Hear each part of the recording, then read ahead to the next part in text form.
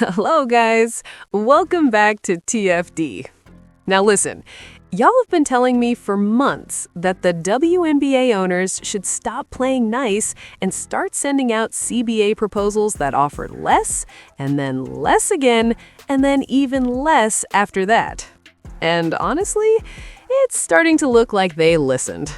Because from everything we're seeing right now, some WNBA players are about to make significantly less money in this next deal. And then on top of that, you've got the whole Angel Reese ratings situation, which low-key just handed the owners even more leverage, and a lot of people didn't even realize it. This is wild. This is actually hilarious in a you can't make this up kind of way. Shout out to Annie Scoops, Annie Costable, because her article lays it all out. According to her reporting, there's a group of WNBA players who are projected to take a real financial hit under the current CBA framework being discussed.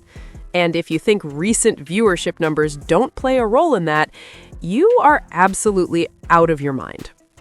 Before we even get into the article deeper, let's talk about what just happened. The big Angel Reese return that was supposed to be a moment, it turned into a straight-up embarrassment from a business and ratings perspective.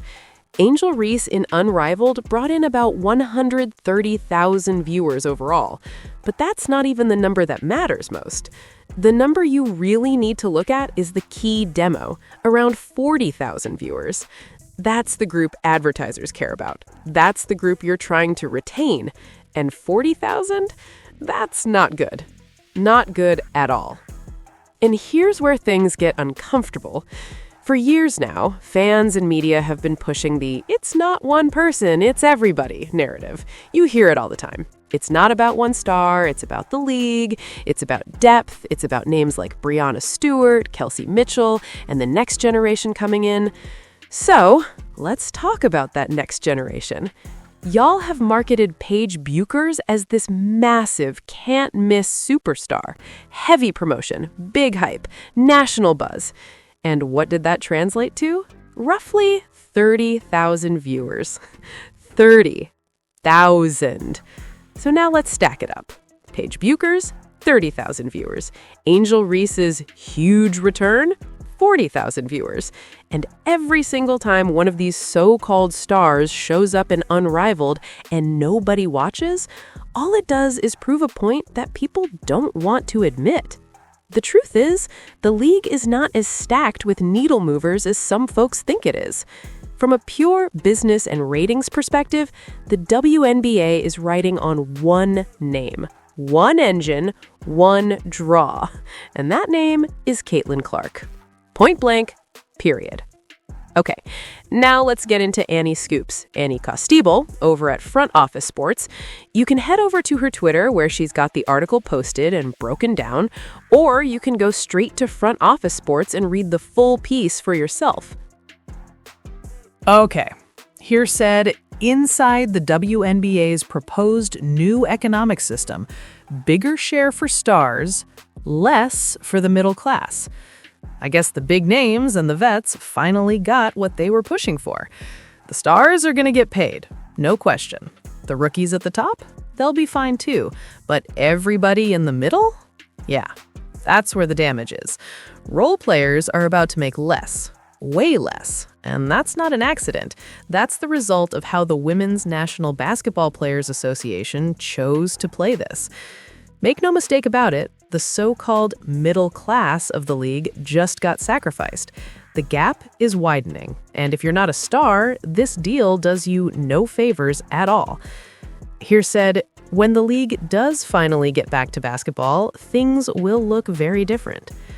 Okay, I want to get to the main part here. Said, now the WNBA is offering a supermax base salary of roughly $1,130,000, or 20% of the proposed $5.65 million salary cap in year one of the CBA. But sources have said that the seven-figure payday for some will come at a cost to others. The salary cap would increase over the length of the deal in line with the league's revenue growth. This will come at a cost of others. Okay. Here said, the league has not yet reached its line in the sand regarding the salary cap, multiple sources have told Front Office Sports. The players have proposed a salary cap of just under $9.5 million. Okay, we know all of that, right? I'm trying to get y'all to focus on what actually matters here. The veterans, the real names, the Brianna Stewart, the Nafisa Collier, the Satu Sabali, the Kelsey Plum, the Nneka Agwamite. They're going to be taken care of. They'll be fine. But you know who won't? The role players, the end of the rotation players, the ones who can't afford a lockout, can't sit out checks, can't wait this thing out. Those are the players getting crushed in this deal. Those are the ones getting screwed over, plain and simple. Okay, here said, the league's proposal includes 2 tiers of max salaries, similar to the current CBA, according to one source familiar with negotiations. The Supermax would account for 20% of the salary cap, and the Standard Max, roughly $988,750, would take up 17.5%. Unlike the current CBA, players would not be eligible to earn the Supermax salary through a sign-and-trade deal. So, now you're looking at a situation where one player can take up around 20% of the salary cap. Think about that for a second. If you've got 2 of those players on one roster, that's almost half the cap gone right there. Half! And you still have 10, maybe 11 other players who need to get paid off what's left. Do the math. There isn't much money to go around after that. That's not balance, that's pressure, and it's the role players who feel it first. It really isn't that much different when you break it down. Here said, the Supermax salary in 2025 was $249,244, and the Standard Max was $214,466. The veteran minimum was $78,831, and the minimum for players with less than 3 years of experience was $66,079. The average salary was roughly $125,000. Okay, so when you really break this deal down, it's pretty clear what's happening. The stars? They're getting paid. The rookies coming in at the top? They're getting paid too. But that middle tier, the role players, the glue players, the ones filling out the roster, they're getting nothing but cuts. They're taking the hit. Over and over. This setup doesn't protect them at all. It shifts money upward and downward and leaves the middle exposed.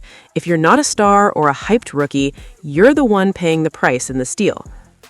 Okay, here said, the union's proposals have not included max and minimum salaries up until this point. Instead, they're trying to reach an agreement on a salary cap before agreeing to how it's split up among players. However, sources have said that the union would like to see a similar percentage that's been proposed by the league go to max salaries. So, all these WNBA veterans and board leaders, the ones y'all keep letting speak for you, the middle-class players, the younger players, the fringe players, you've basically handed them the mic and let them sell you out. Straight up. Decisions are being made at the top, and the people in the middle are paying the price.